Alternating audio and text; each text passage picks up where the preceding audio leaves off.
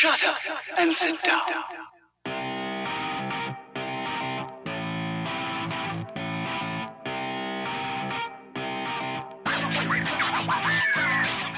Ladies and gentlemen, welcome back to the third edition of the Con and Bob podcast. 2 weeks in a row I've gotten that name right.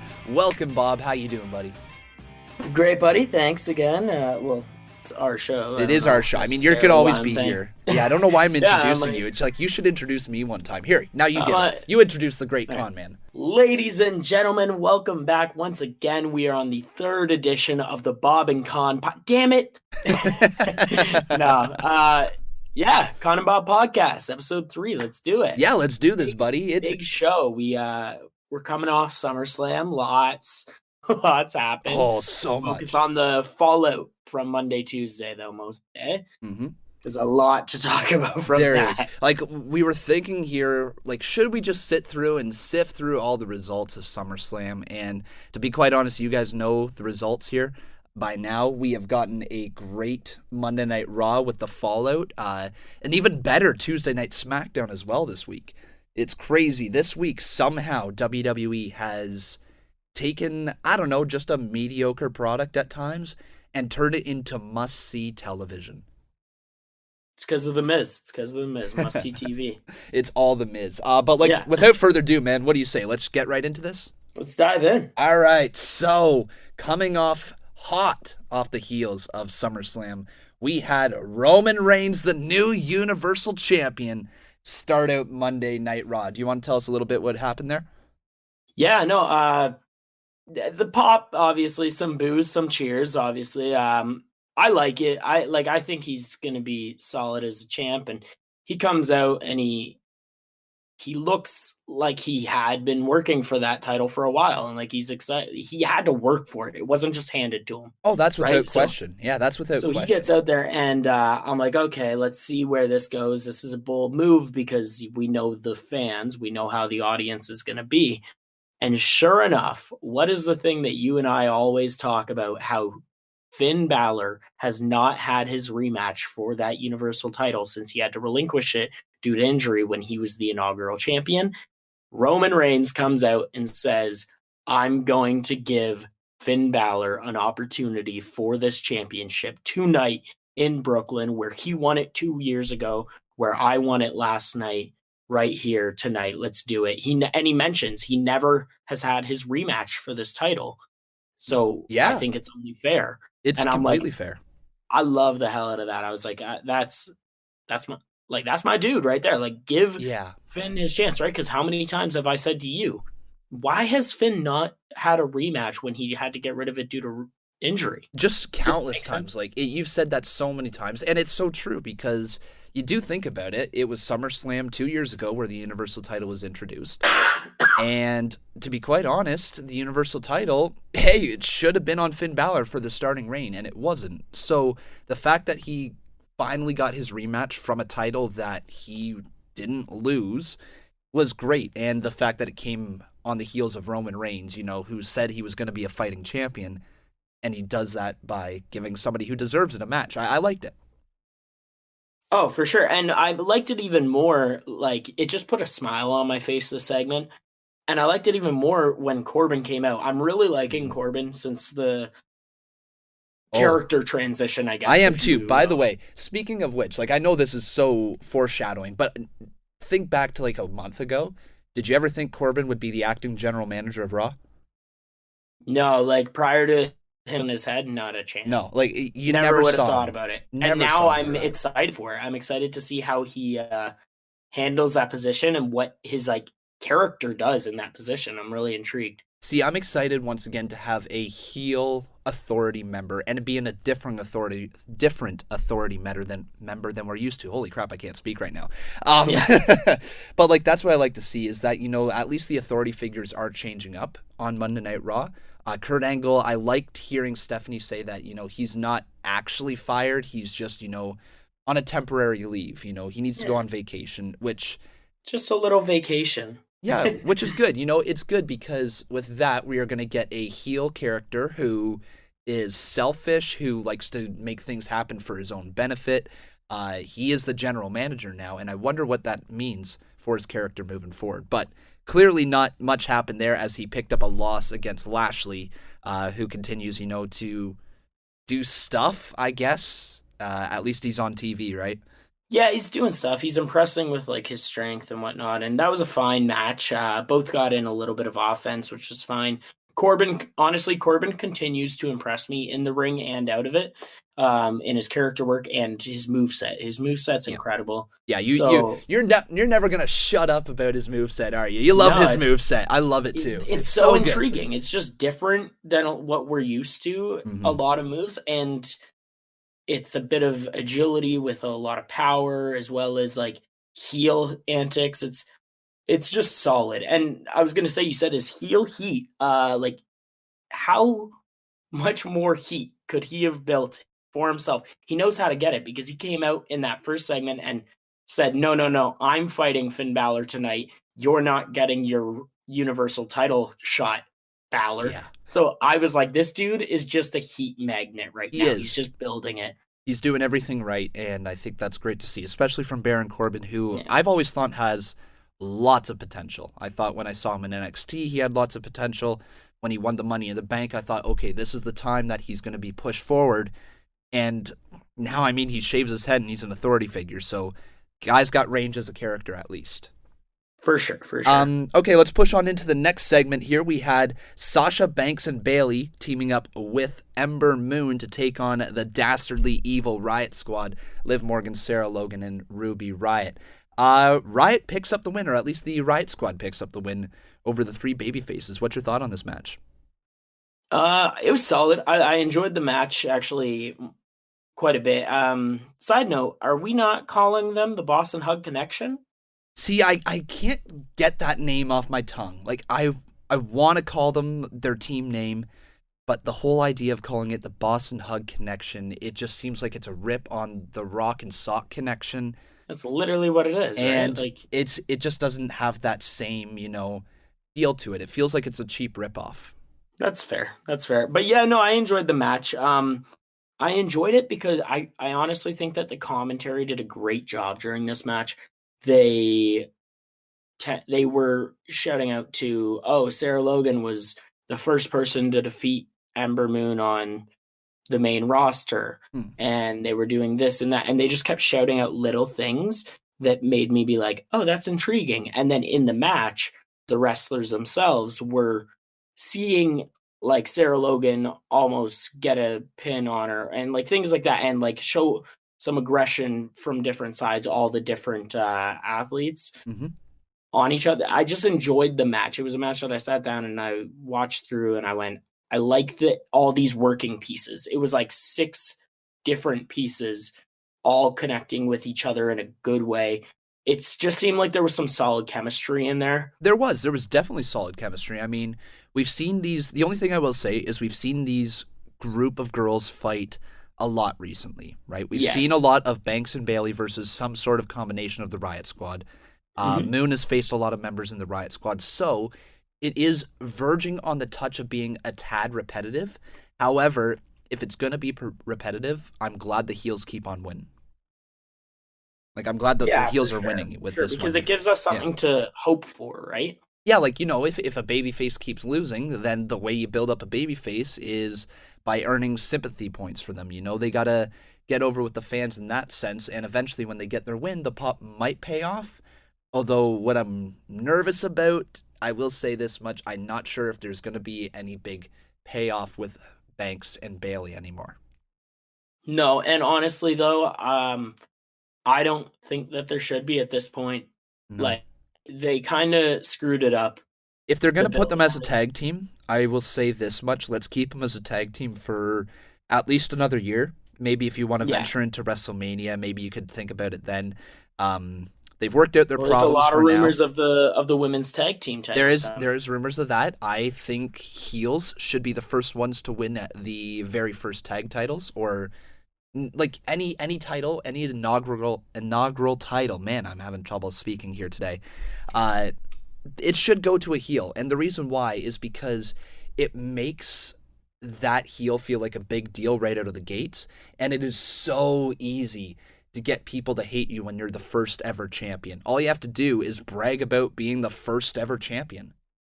Yeah, no, that's fair. Mm-hmm. I mean, imagine if The Miz won an inaugural title. He would never shut up about it. No, he really wouldn't. But yeah, so anyways, like I said, Riot Squad picks up the win there over Banks, Bayley, and Ember Moon. Let's go on here. We had Triple H come on down. Always great to see the game. And he made the announcement he is facing Undertaker at, I think it's October 6th, the Super Showdown or whatever it's called, whatever they're labeling it. Yeah, in Australia, right? Yeah. That will be interesting. Obviously, them labeling it as the last time ever is a cool tagline, especially for what is essentially an overhyped house show.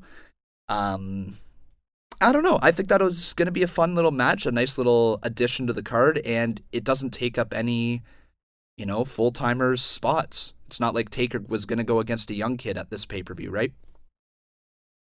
Yeah, no, 100%. And I honestly think that Shawn Michaels might make an appearance at this. Do you? Okay. Strictly because of the mention of him in the promo that Trips cut, right? I could totally see them honestly rehashing the WrestleMania storyline, something like that. Yeah, something happening, like he comes out, maybe a super kick here or there, whatever. Mm-hmm.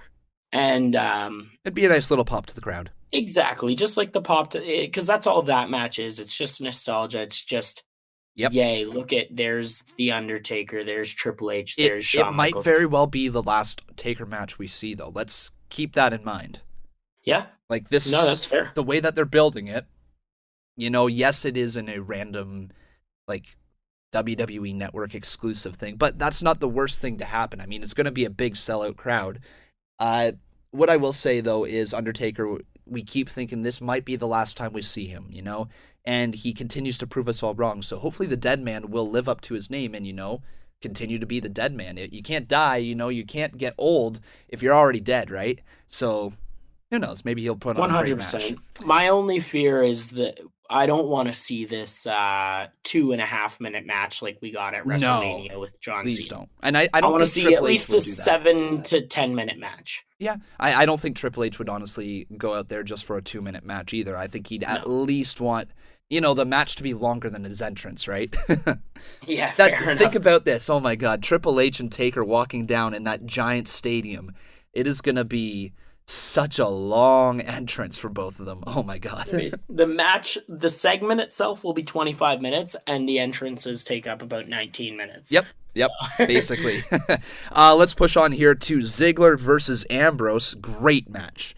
Fantastic match. I have written here, damn good in all capitals. Yep, nope, it was great. I would say it is up there for match of the week for me. If we're just going to foreshadow here. Ambrose, though, picking up the win over Ziggler. That's 2 losses for Ziggler in back-to-back nights. I feel like his push is coming to an end. I think this whole Ziggler-McIntyre thing is not going to last much longer than I would say than Survivor Series. And then we're going to probably see McIntyre push up the card a little bit.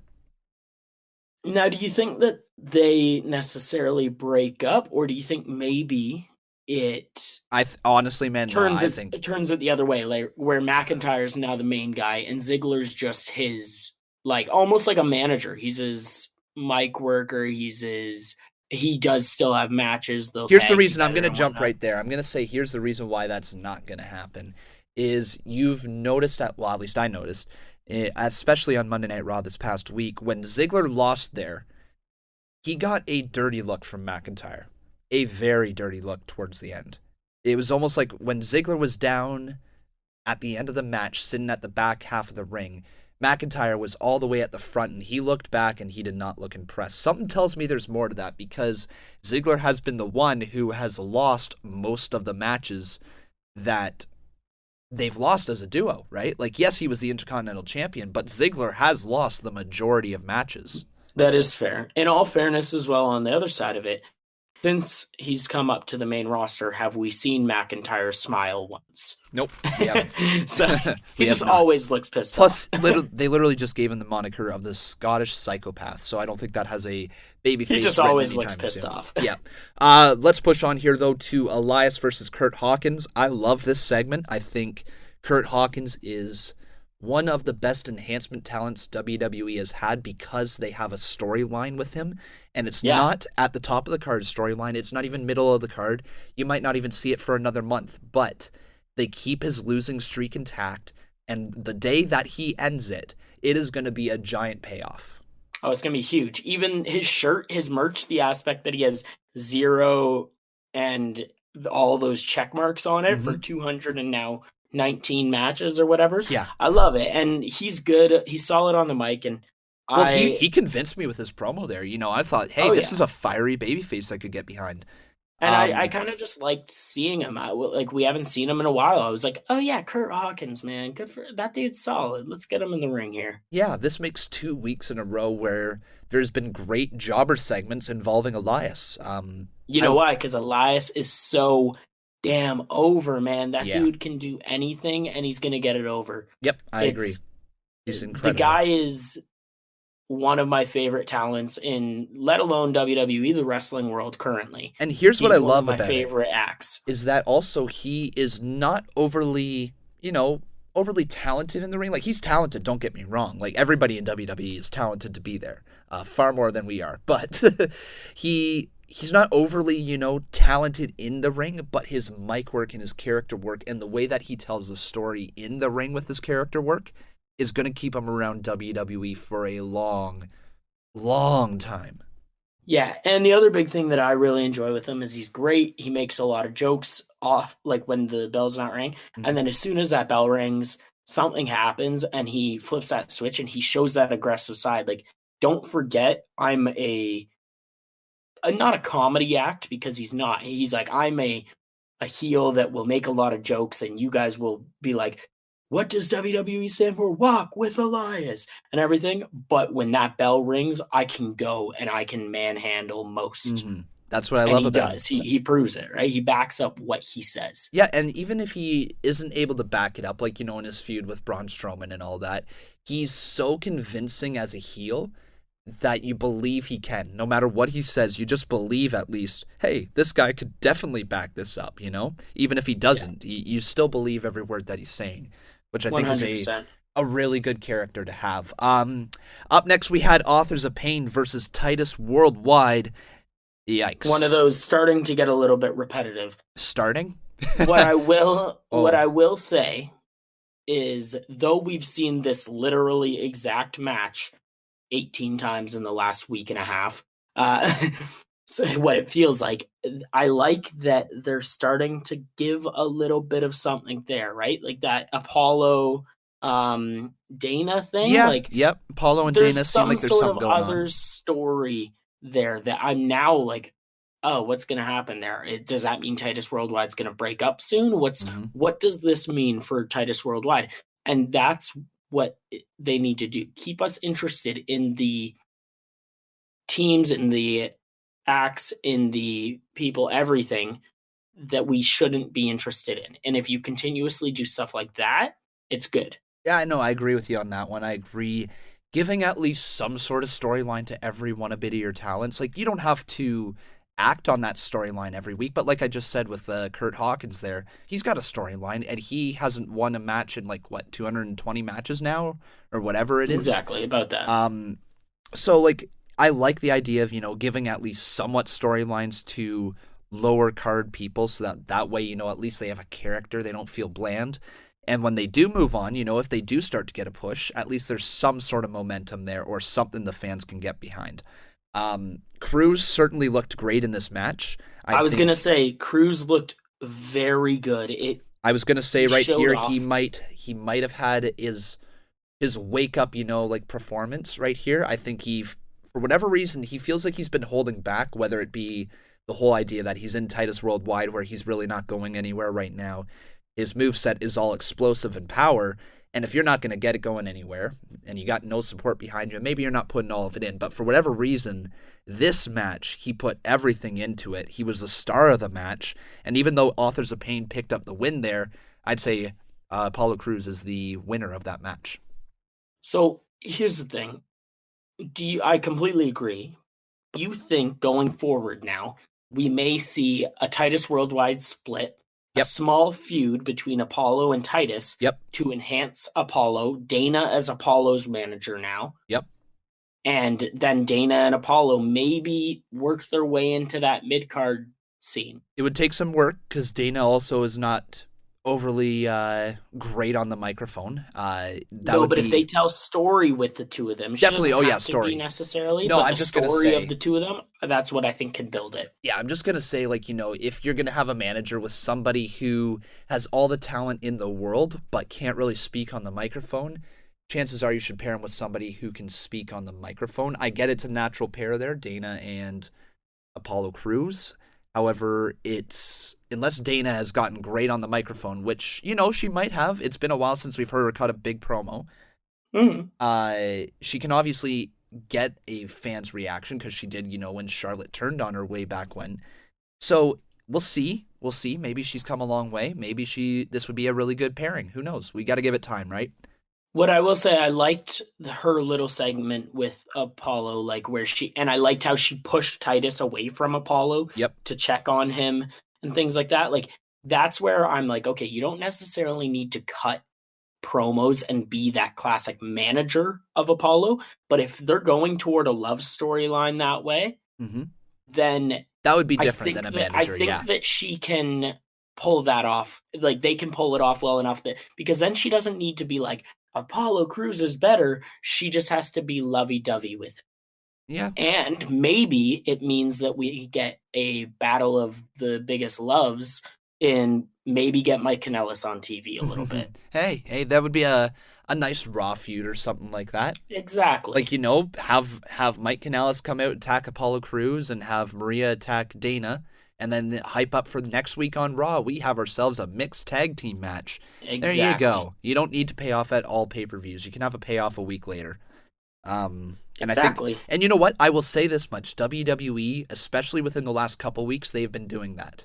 They've been having, segments the week before or segments a couple weeks before and having the payoff match on TV. Like we see almost the payoff match was between Randy Orton and Jeff Hardy on SmackDown. Yeah. And I don't know if we're going to get that payoff match at the pay-per-view or if it's going to be SmackDown because it very well could be on SmackDown. It could be. It's been a SmackDown feud. It's been a SmackDown feud. On SmackDown more. Yep, we will. The next segment, the Rousey coronation thing. Yikes. Yikes. What I'll say about that one is it was not Ronda's fault that segment was drawn out, that segment was not on par with the rest of hers. They gave her a soft-spoken type of dialogue. Meanwhile, she's trying to beat down Stephanie McMahon. She's pissed off at Stephanie, and she's like, "The women all in here, we're so happy. We're the best." That's not the Ronda Rousey that the WWE fans want. Steph is 100% right when she says, like, this is not the Ronda Rousey she brought in. And I think there's more to that. I think that's just that little line right there. You know how we talk about planting seeds? I think there's a little seed planted right there for Ronda Rousey and the Four Horsewomen of MMA. Oh, for sure. Now, here's my issue with this segment. But disregard the aspect that she's still a little bit iffy on the mic, and they seem to be giving her a lot of mic time. Yes. And you know what? That is the only way that you get better on the microphone, to be fair. To be fair, yes, but it's a lot of mic time when they're taking away from others. If she has mic time while with others, it might help her.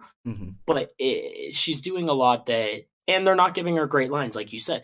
But my issue with this segment was, why were we having a coronation for Ronda Rousey? I get it. She's the first ever woman to win UFC and WWE. Well, maybe that's why. But that is right. That is necessarily go into it because in our minds too, it's just another new champion. Why didn't we have a coronation? You know what? Nia Jax won. I'm gonna disagree with you on that one. It was a pretty big deal with Ronda Rousey becoming the first ever woman to be both UFC champion and WWE women's champion. That's actually a pretty damn big deal.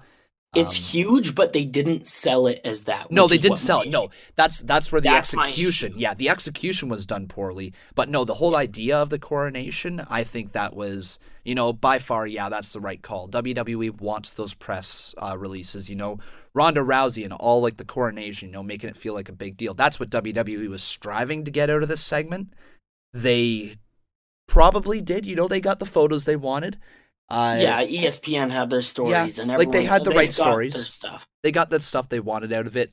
Except for us as WWE fans, we just didn't get a great segment. It's not the worst. I liked how she put over. It was the worst segment on Raw. I'll give you that. You know what? I'm gonna replace that one with the Titus Worldwide, but that's just because Anyways, for Ronda though, what I will say, Apollo's in ring beats it out. Okay, what I will say though is that Ronda putting over the faces in the division was a great way to at least present her in that sense. If she's going to be buddy with some of these people like Natalya, like the Bellas, for whatever reason that have just randomly shown up, then you know what? At least put over people like Bayley, like Sasha, and give them that little rub if you can. So I'm glad that they did that. I would say that's probably the silver lining of the whole thing. The bad thing is that, hey, Steph just once again got involved in a women's title feud. Not needed. I liked that on both Raw and SmackDown back-to-back nights, we had a ton of women in the ring for segments, and both of them had the heels separating to one side and the faces separating to the other side. I don't know what it means, but I just liked looking and going, that's all the women in the Raw division. That's all the women in the SmackDown division. That's all the heels in the Raw division. That's all the faces in the Raw division. Like that, visually seeing it, I went, this is interesting to me. Yeah, there's still a few key players missing, but for the most part, everybody was out there, and that's what I like to see. I don't like when they just keep like one or two women. Like if you think about the SmackDown attack, Asuka wasn't out there, I don't think, was she? No, she was. Oh, was she? Oh, okay. I just completely missed her. Never mind. Then my whole point is invalid. At least I swear I saw her. I swear that I saw the pink and blue hair. It's entirely possible that I missed it. The camera just might not have focused on her. Probably. Yeah. Okay, fair enough. Yeah, my issue with that segment mainly is just that they didn't explain why. I wanted to know, why are we having this coronation? They didn't say, this is to celebrate the first ever that. Yeah, they mentioned that a bunch, but they didn't say that specifically. And what made it worse for me was that once they got in the ring, they made it seem like it was something else, because Ronda's lines were, this is for all of us women. Yeah, okay. And I was like, I don't know how that has to do with you being a two-sport champion. Yep. No, I agree. And that's honestly, that coronation, if they would have turned her heel there, that would have been unreal. But I get it. They are trying to build up the biggest babyface, like you and me have talked about. They want those press pictures. It makes sense. She's their crossover star right now. We'll roll with it.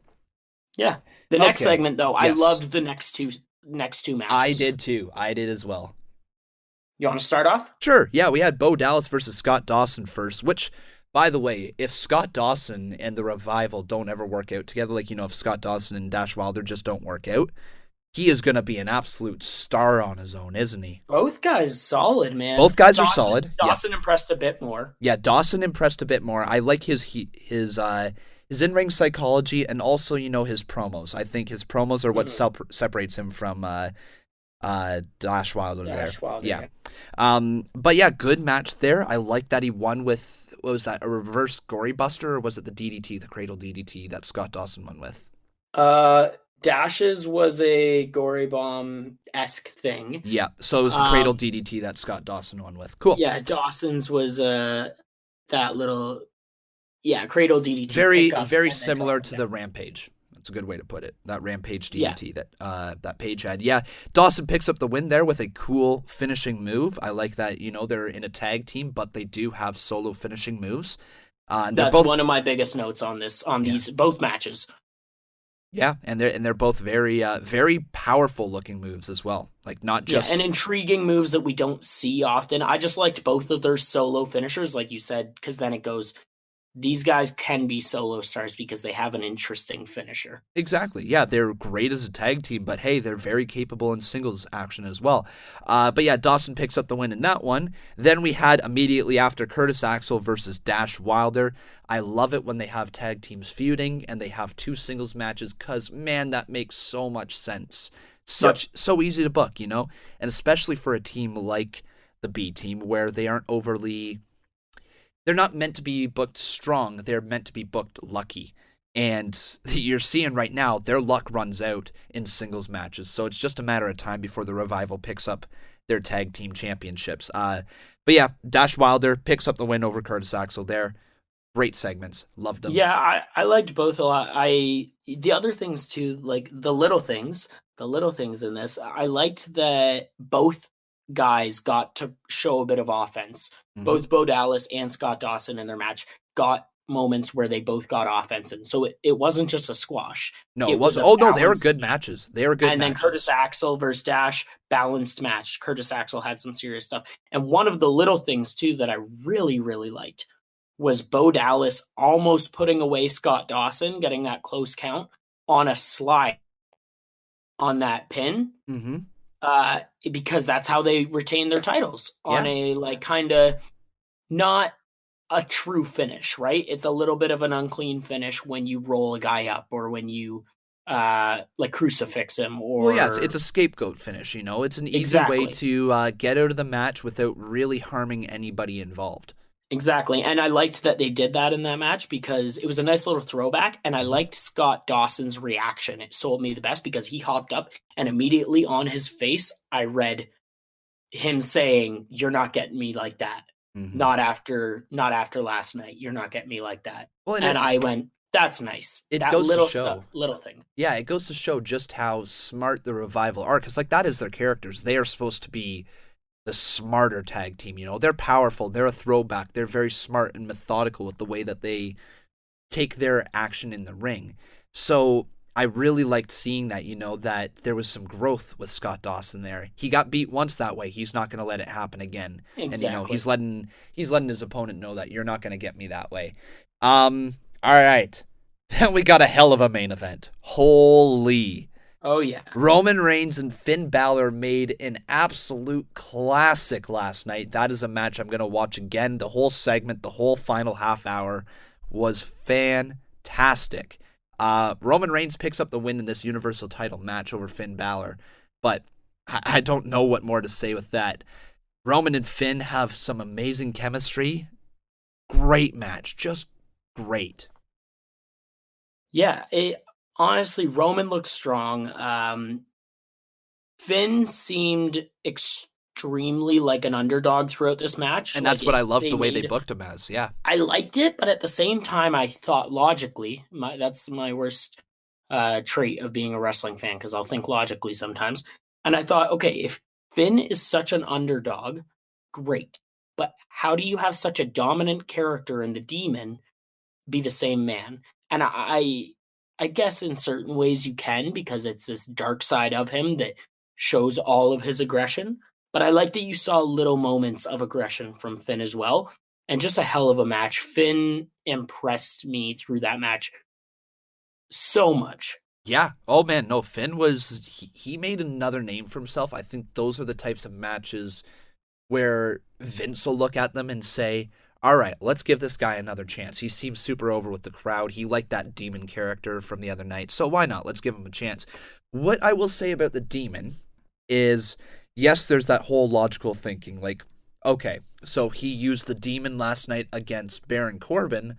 Why isn't he using it in a match where it's been 2 years building for him? He's been wanting this for 2 years, ever since he's had the title taken away. Why isn't the Demon out for that match? And well, you can think about it logically like that. I'm going to start thinking about it in a potential fantasy booking way almost, or just an interesting way to look at it. And I wonder if they're going to book Finn Balor similarly to how they booked the three faces of Foley, where they're different characters. You know, you don't see the characters together ever, but they each bring a different thing out of that one character. You know, Mick Foley was Dude Love, Mankind, and Cactus Jack. He was never just Mick Foley, right? So if Finn Balor, that just Finn Balor guy is like, okay, he's the clean-cut baby face, you know, he's the rock star, comes out, flashes everybody, does that hand thing. But when the Demon comes, it unlocks something inside of Finn Balor. And if you play it up as two separate characters, I think you could have some really interesting things to do with Finn Balor there. Yeah, no, actually, that's fair. That's good. Good thought process. And if I'm going to jump all the way ahead to the Royal Rumble, you could even do something like Balor comes in at, like, say, number 7, gets eliminated early, and the Demon comes back later on in the match.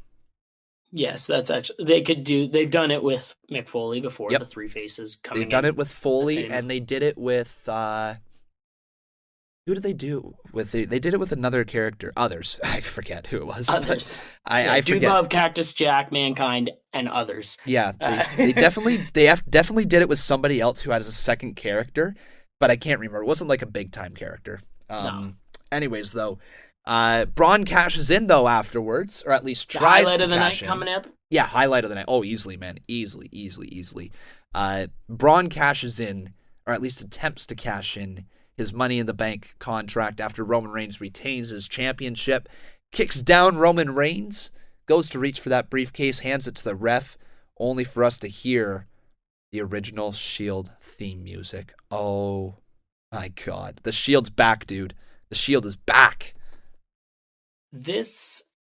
Now I know that you and I have spoke, a couple friends and I have spoke on this, that when Dean came back, it seemed like Dean was going to turn heel on Seth. That's what we all thought was going to happen. That's almost what we all kind of wanted as well. We're like, I'm about this, especially seeing Dean. Mm-hmm. Then our minds were on Dean and Seth are doing their own thing. That's a heel turn. Yep. I was not expecting this at all. Neither was I. I literally have written down on my page here, my notes, super unexpected in all caps. Like, Yep. It's just super unexpected, really. We're coming off SummerSlam. Roman Reigns has been booed for, like, ever against Brock Lesnar. And now all of a sudden he is in easily the hottest storyline in WWE. Like, I know, Yeah. it's the hottest. Maybe not the best, but it's the hottest. And I Yes. can't wait to see what's going to happen now. The fact that the Shield has the Universal Championship and the Intercontinental Championship. They hold the two top titles on Raw. I know. And the thing that's really intriguing me with it is Roman avoided the Braun cash-in because his Shield brothers, came out and interfered, essentially. And that's not something a fighting champion, a face champion necessarily does. Now, whether it's a full-blown heel turn or whether it's a rivalry with Braun for the aspect of one of them has to be more heel, and Braun is the most dominant force in the WWE today, and arguably all time because of just his athleticism at that size. Yep. Then is it, okay, Roman is a fighting champion, Roman is a face, but he knows what he needs to do to hang on to that belt, and his brothers from the Shield are willing to help him do that. Let me ask you just a blunt question here. Are they heel? That's the thing that I'm saying. I don't know. They're definitely the heel side of that rival, I feel. Yeah. Because Braun is far too over with the crowd. He's far too much of a face that way. But WWE's done weirder things in the past. Yeah, they have. They've done weird things in the past, for sure. I will say this. I was looking around on Twitter afterwards, and Roman Reigns tweeted out, some sort of thank you message to the people of Brooklyn for the weekend, right? Now, that could just be the actual guy thanking the great fans for being there for 4 days or whatever, but it might be also a sign of his character is still a good guy. I don't know. We'll find out. He's not a good Monday. guy. He's not a bad guy. He's the guy. He's the guy. If I could spitball an idea, though, what if this was, say, the brainchild of Dean Ambrose? Say Dean Ambrose whipped this all up, and his sole goal was to pay back Seth Rollins in the exact way that Rollins, turned on Dean Ambrose in the Shield. What if this is just a mastermind plan by Dean Ambrose to get, back at Seth Rollins? He's still got that little, the anger inside of him from what happened there. We know it's not completely gone. We've seen that. He says he can forgive him right now, but it makes me wonder if all these Shield moments, if it's going to spark something in Dean Ambrose and make him want to get retribution back on his brothers. It could make a lot of sense. I hope it doesn't happen till after at least Survivor Series at this point. Yep. I want to see where this goes. I do too. I want to see this be, hold this whole Shield together until WrestleMania if you wanted. Like Royal Rumble, maybe? Royal Rumble, yeah. Like there's so many places maybe you can go that's with it. when Dean turns on Seth. They're both in the Royal Rumble, and they're in the last couple people, and Hey. Maybe Dean was already knocked out and he comes back in and hits Seth with dirty deeds or something, right? Well, I mean, it would be an easy story to write a triple threat at WrestleMania if you kept the Shield and the title on Roman, right? Somewhere along the line, you'd have Seth Rollins lose his IC championship, and then that's where you would start to see the dissension in the Shield, because Seth Rollins will then be like, well, I want a championship now. Let me go after that Roman. And Dean will be like, hey, I want a championship now. Let me go after that Roman. You say you're a fighting champion, hey. That's fair. But I don't know if hey, for all I know, Braun Strowman could cash in next week and become the champion, and the Shield will be chasing the title. Who knows, right? But man, oh man, let's move on into SmackDown, because we talked a lot about Raw there, and we've got a lot happened. Yeah, there was a lot happening. A bit quicker. It was quicker. But there were some big moments. Massive moments. But let's start off here with a huge match that was announced in the Miz segment. Miz walks on down with Maurice. He's bragging about his win over Daniel Bryan, says he's done with Bryan, and that, he's won the feud, basically, more or less. I love the way that he did it, though. Yeah, I love the way that he faked his retirement thing. He had the tears in his eyes, and he almost mocking Bryan throughout it. That's what I mean. He was mocking him the entire time. Definitely just, it felt like the classic cocky heel Miz, Yes. Faking the retirement. I mean, it was obviously so fake. If anybody bought into that, but that's what I love about the Miz, is he can extract those hatred emotions out of you just by being, him. It's great. But anyways, Miz, Daniel Bryan, it's going to continue. We are getting Miz, Daniel Bryan, Brie Bella, the returning Brie Bella, and Maurice. So we're going to get a mixed tag match. What are your thoughts on this, man? Well, if you remember from, I believe it was on Sunday night, even after the match, and I said, if this leads to a mixed tag match, I don't think I'm going to like it. And that's what I got as my first note here. Yep. I said that on Sunday night, and then that Tuesday night segment happened, and I'm actually kind of excited for it. See, I'm kind of on the opposite end. Now, okay, I'm not going to say I'm on the opposite end because I don't think they're going to put on a good match in the ring. I think, while Brie Bella's not Nikki Bella, she's serviceable in the ring. What I don't like about this, though, is how very, very obvious how it's for, more than just wrestling. It's for the reality TV, the Miz and the Misses. It's for Total Bellas. It's not for WWE. And it's so blatantly obvious that the Bellas need more footage for Total Bellas, probably whatever season 20 that they got coming up, or I don't know what season they're on, probably season 3 or 4. But it's so obvious that that's what this was for, and I don't like that that's what they turned one of the hottest feuds in wrestling into. Yes, but it also just gives them a little bit of something fresh. That way we're not seeing just Miz versus Daniel Bryan again. And this match, Daniel Bryan can win, and nobody's going to think of it as like a legitimate victory, almost, as bad as that sounds. I'd have Brie pin Maurice. I wouldn't have Daniel Bryan pin That's Maurice. what I mean. Like, Daniel can win this match, but not through him winning.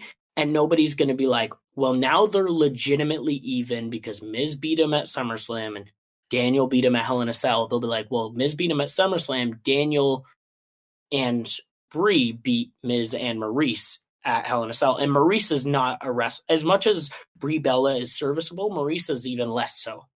Yeah. Right? Yeah.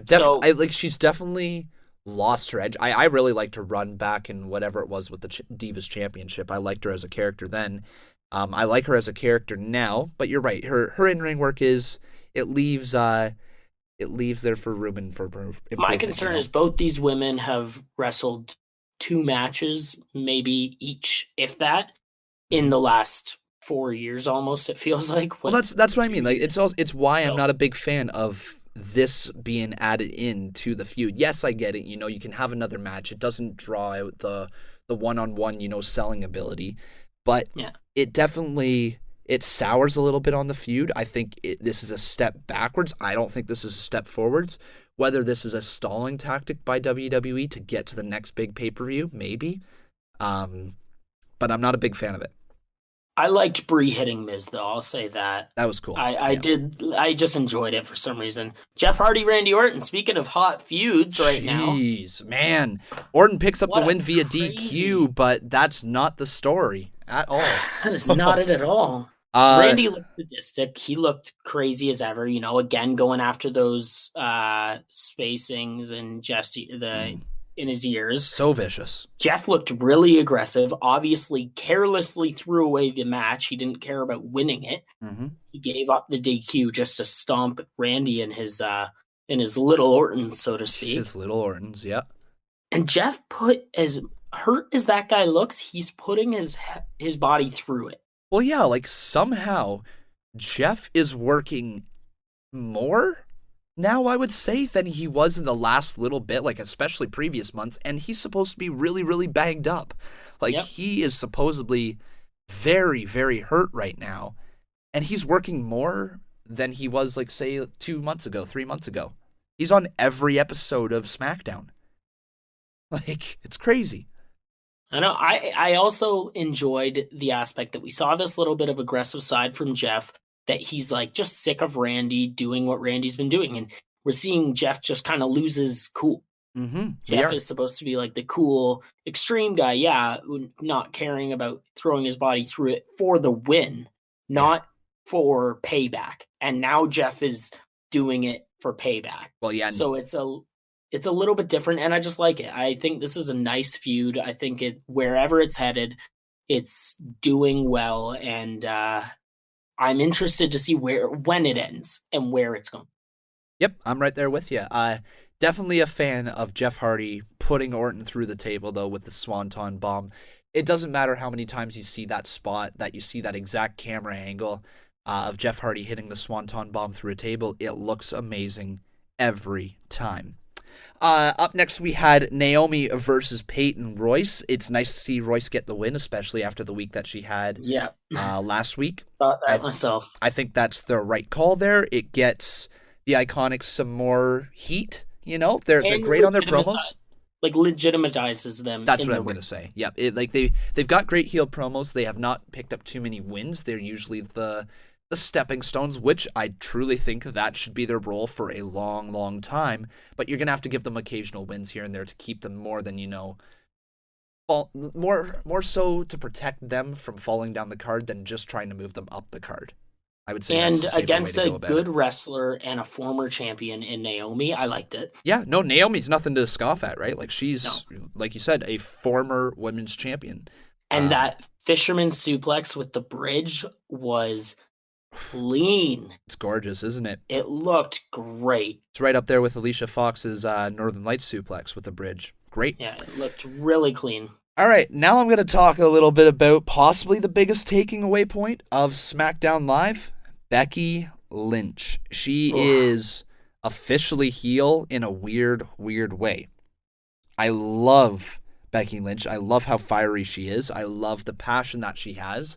But the fact that she is bringing those exact same characteristics over to her heel side leads me to think that this is not going to work out as a heel. We are going to see Becky Lynch back as a face within a month. What do you think? I don't know. I like it, man. I don't think within a month. I think that this builds for a bit. I like what's happening. I think that it should continue. Oh, I definitely think it should continue. But what I truly think is going to happen is we're going to see something along the lines of Daniel Bryan when he was in the Wyatts, where the fans are so behind him. He turned heel for about that month there and got that massive payoff when he was inside the steel cage with Bray Wyatt. You remember that yes chant, right? Where it was the slow build with the yes chant. Makes me wonder. Yes. Sorry. Makes me wonder if they're leading to something similar of a double turn inside Hell in a Cell. Becky where Lynch. Charlotte turns heel and Becky turns face. I think Charlotte could retain the championship inside Hell in a Cell by turning heel. And I think that would completely legitimize Becky Lynch as a babyface, but they got to keep the same fire with her, the same anger, that she has towards Charlotte. And if you keep that, you can build her into a Stone Cold-esque character babyface who just kicks ass and is fired up about everything, but the fans love. Now, my issue with that is the Daniel Bryan thing was Daniel was doing it to ruse, trick, yes. A ruse to trick the Wyatts for a purpose. Mm-hmm. To have Becky turn back within a month and have Charlotte flip it, it feels almost like WWE thought this great idea and then gave up on it because they were worried too quick. Well, I would say That's this, my though, fear. is because over the next month, probably you're going to hear the support for Becky Lynch grow, not fade away. She's good. You heard it in the promo segments last night that she tried to get the fans to turn on her, but they wouldn't. They were chanting for Becky when Charlotte was attacking her.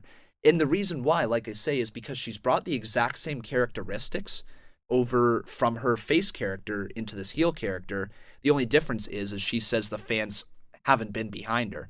And that's her only real heel dynamic right now, is that she's telling the fans she hates them. Meanwhile, the fans are just going to continue to show their support for Becky.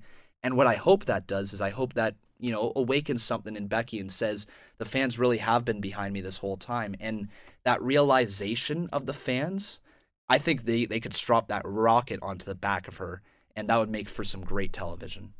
That's fair. I will just say I loved the brawl. Whatever they do, whoever's the heel, whoever's the face, this is the best friend feud that we never got from Sasha and Bayley, and I am so happy that this is the one that we're getting. Yep, this is it feels bigger than what Sasha and Bayley would have been. This is for the title, right? It is bigger. It's a main event feud. Oh, yes. The brawl was, felt so honest and so real, and it did. It was just good. All I can say is, when wrestling is good, I can't always explain it. I can just say, it was good. I enjoyed it. Yeah, let's put it this way. There's a reason we watch it. Exactly, and this is one of those reasons. Yep. It's for moments like that. Exactly. We live off moments. Speaking of moments, we have Cien, Almas, and Zelina Vega taking on Rusev and Lana in a rematch from their pre-show match. I like the ending of this with Aiden English coming out to finally help out Rusev Day pick up the win. I think this is fine. Yes, it goes back to 50-50 booking, but at the end of the day, Cien Almas got the big win at the pay-per-view, and this is a throwaway segment on Smackdown, to get Rusev back with English. You don't think about how Vega and Almas lost this match. You think about how English is now probably back on the good sides with Rusev. Yeah, and I liked that. There were the match itself. There were a couple rough moments visually watching from Lana's side. Yep. That just looked bad, and I went, that needs to be. It's just ring IQ, which she will gain. Yep, right. She will. You only gain it by doing it, so keep doing it. Got to get your reps into you, right? She keeps getting better, but there were a couple moments that were like, that doesn't look good. That said, I enjoyed the finish. You know me, that I don't want to see Aiden English separate from Rusev Day. I want him to stay with him. It keeps him more relevant, and it keeps Rusev Day more relevant, I think. Yes, it does. And the one thing that I will say about the finish that I found negative, Andrade Cien Almas is phenomenal in the ring. We know what he can do. He's a former NXT champion. He's been doing some solid stuff on SmackDown. They're building him as this serious threat. And they made him tap in a second. He didn't fight, hold on to the accolade for 3 seconds. Give me 3 seconds of him in agonizing pain, and then finally, okay, I need to tap. Otherwise, I'm about to have my neck snapped or my spine snapped. He tapped almost immediately when it was locked in, and it just made him look a little bit weak to me. But honestly, it might have been something that half of the world didn't even notice. Well, I noticed that as well. I did notice the really quick tap there, and I actually took it in a complete opposite way than you took it. I thought as that, this is Cien just being super smart. He's already got more than enough wins over Rusev. He's picked up so many wins over Rusev, and Zelina Vega's picked up so many wins over Lana that if him tapping out, if he got locked in the accolade, he's thinking, okay, we'll get him next time. This is not a championship match. This is not a number one contenders match. There's no reason for me to hold on for dear life, right? It's like the difference between a playoff game in hockey and a regular season game for him. So That quick That's tap fair. saved him, maybe it saved him from injury. He didn't have any reason to be in the match, right? He's just wrestling there. He's slowly moving up the card. There's a quick little tap out. He's got his wins. He fights another day. That's fair. Next segment, the Yes. AJ interview. It was good. I liked it. Joe was I fantastic. enjoyed it. Joe is amazing. Is it safe to And I love the say? aggression. Is it safe to say that we haven't seen a feud on this personal level on the main roster in a long time? Like Definitely. this personal, because I can't remember the last time, somebody's family was mentioned in WWE. It's been a while. It's been a while since the wives have been brought into anything. I can't remember the last time, like maybe Rusev versus Roman, but that was very poorly executed with his wife and all that. I don't know. And it gets sometimes it's a little cheesy, but this is not cheesy. This is just awesome. It's awesome because Joe and is I'm so loving the menacing. aggression that Joe's showing. I'm loving his mic work. I'm loving both sides of it. And I sincerely hope that it builds to Joe winning the championship from AJ and then AJ winning it back. You'd have AJ win it back, eh? See, I wouldn't have AJ win it back. I want to see Joe win the champ. You know what? I'm all for that, man. I think if Joe wins it at some point, I think Daniel Bryan will then go on to look to capture the championship because there's a ready-made story there between Joe and Bryan. If Joe doesn't capture it, I don't honestly know what's next for Joe. That would be twice he's struck out on 2 amazing main event runs. You just hope that he doesn't fall down the card too often or too hard, right? If he doesn't win the championship. Exactly. I think he's talented enough. He's almost like a Kevin Owens in the sense he's talented enough to keep himself relevant, but you don't want to see him fall. No, you really don't. It's a tough climb. Yep. And like he could honestly pick up any feud just by, sneaking up on the person and attacking him from behind. Like you could enter any feud with anybody. He's that good. So I'm not too worried about him, but if he does end up winning the championship, that is massive for Samoa Joe, considering he was told he was never going to be leaving NXT. So that's pretty great. Quick before we go into this main event. Yep. Littlest thing, I like Nakamerica. Nakamerica is pretty cool, yeah. I like it. It's nice. It's almost like the Face of America gimmick that KO had for that month of I'm the U.S. champion and I'm Canadian. And what I love about that as well is that Nakamura can barely speak any English. You can't understand him, but I understood like one word from that, and it was Nakamerica. And I thought, man, that's pretty cool. Yep.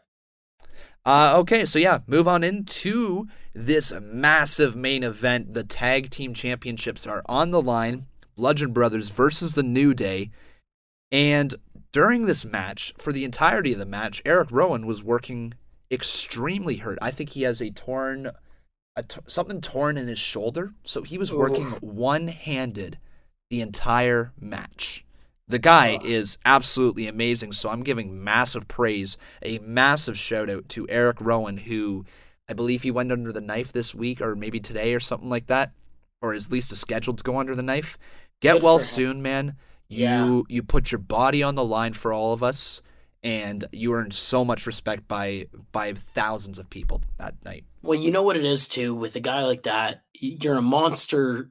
You're supposed to be built as a monster. Mm-hmm. You can't necessarily, as bad as it sounds, due to story and you being a monster, you can't vacate your championships because you have an injury. You can't Finn Balor it because you're supposed to be this heel powerhouse monster that everybody's scared of.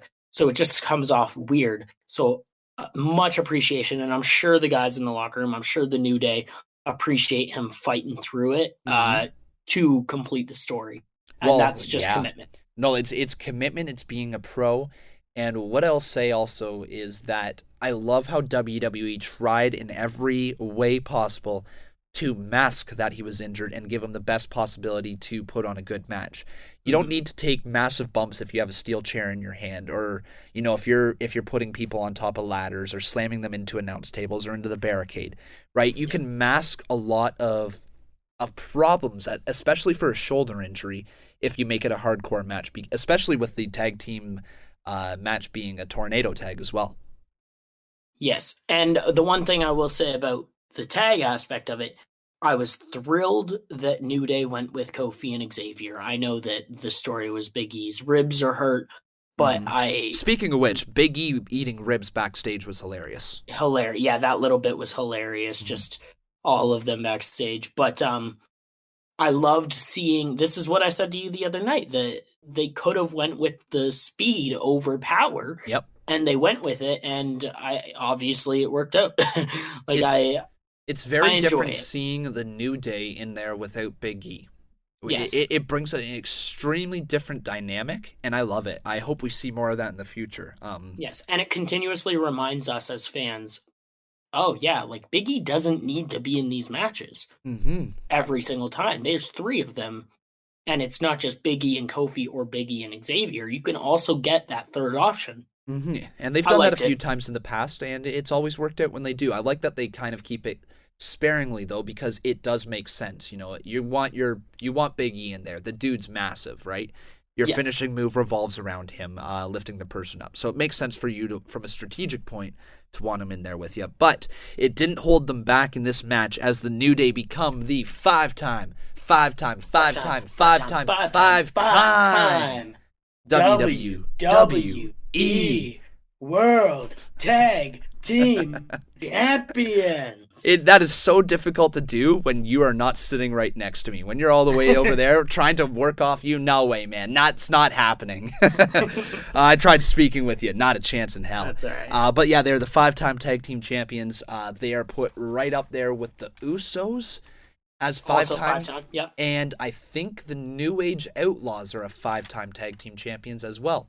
So that is some pretty awesome company to be in. I'm sure there's some more tag team champions out there. I'm hoping we get some, speaking of Usos, I'm hoping we get some Usos and New Day matches coming up. I'm all for that.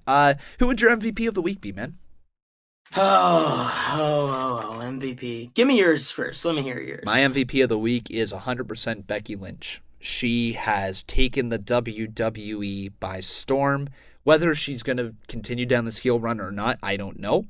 But her turning heel, or at least turning on Charlotte, is going to make for some damn entertaining TV. And she stole the show at SummerSlam. I think that women's triple threat was amazing. She stole the show once again with the brawl with Charlotte. I think there's nothing stopping Becky Lynch, nothing holding her back. She was amazing this week. That's fair. For the sake of going different, I will go with, you know what? I'm going to go with Jeff Hardy. Okay. That's just not because a bad one. The dude has, we know how hurt he's been and how he's looked in the past month or 2 months or whatever, right? Like, he hasn't looked like Jeff Hardy. Yes. And in the last week alone, from Sunday to Tuesday, so within the last handful of days, he has looked great, and he has put his body through it, and just that stuff needs to be shouted out. And as far also, you could also go Eric Rowan on that for me, because commitment to the story is a massive thing for me, and willingness to put your body at risk for it that's an athlete, man. You fight through the injury, you play through. Coach says, like, are you good? And you go, yeah. And that's what these guys are doing. So I just appreciate the hell out of it. From a character standpoint, Becky is on fire. Cool. And what would you say your match of the week was, man? Remember, this is including SummerSlam and TakeOver, because this is a week. True. So what is your match of the week? If you had to pick one, what do you got? Lord. I know it's a tough one. I'm throwing you right on the spot here. I didn't give you time to prepare or anything. But I need to know right now, man. What is it? Match of the week. I'm going to go with, for me, honestly, as the easy answer is the Gargano Ciampa. You could also go with a couple of the NXT matches, right? I'm going to go with the triple threat women's match for the title. Carmella versus Becky Lynch versus Charlotte Flair. It was just a hell of a match, and obviously the outcome gave us something great. Yep, and I'm right there with you. Normally we like to pick different ones, but I'm going to pick the exact same match as you because I think from just so many so many directions they can go with this story. The fact that Carmella is now in my mind viewed as a legitimate, contender. She's not just holding the championship anymore. We see that she's evolved in this role. She's put everything into it and she evolved, and she's better now without not saying she's better without the championship, but she's in a better place now than where she was before she had the championship, even though she doesn't have the championship anymore. And I think that is a testament to how good she was on Sunday. But yeah, I'm going to go exactly there with you. I'm going for the women's triple threat. That was a hell of a match. Great match. Great match. But man, obviously giving us one of the hottest feuds in wrestling right now. Yeah, I know, right? Man, oh man. But I'm going to give a honorable mention there to Ziggler versus Ambrose because, that match was fire. I really liked the power that we saw out of Ambrose in that, by the way. I did too, and his lariats are just so crisp right now. But man, that was wrestling this week. That's wrestling. Very, very good week. Very, very good week. Very good week. We are back to getting some excellent TV from WWE, and I hope that it continues. Well, stories make for great TV, and they've got some fantastic stories on the go right now. With that said, I've been Bob. I've been Con, and that was the Con and Bob podcast. Thank you everybody for listening here today. Make sure you check us out on SoundCloud, or if you want to get this episode a day early, you make sure you support us on Patreon for as low as $1 a month. If you guys do that, hey, maybe we can bring Bob on a little more full time. But man, guys, thank you so much for listening this week. Like we said, I've been Con. I've been Bob. And that was the Con and Bob podcast.